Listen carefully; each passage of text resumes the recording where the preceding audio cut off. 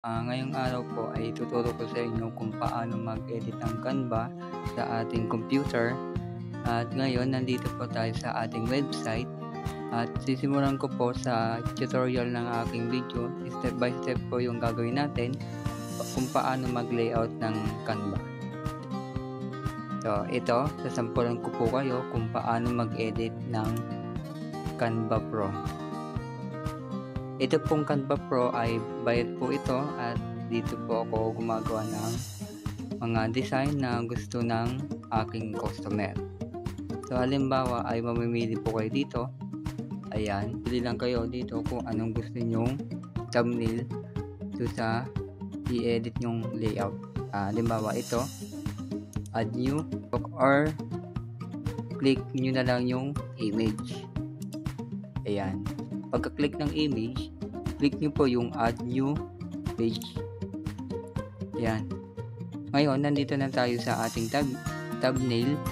Ito po yung tinatawag nilang thumbnail para gumanda yung kanilang tarpaulin. So, halimbawa, ito, papalitan natin ito. Ayan.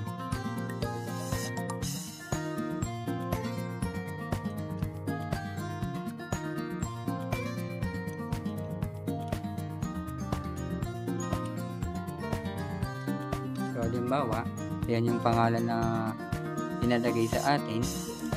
At ibababa po natin yan at ipapantay. Ayan. Ayan, ang gusto ng customer natin ay gusto niyang pink na text letter. Ayan.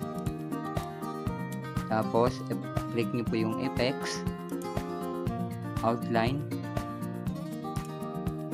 Yan. Naging shadow na po yung kanyang text. Ayan. Okay na siya. Dito, huwag mo na itong baguhin. Okay na yan. Tapos ito, kung may YouTube siya, halimbawa, ganyan yung name ng YouTube niya, click niyo po yung elements. Tapos, search nyo po yung YouTube logo.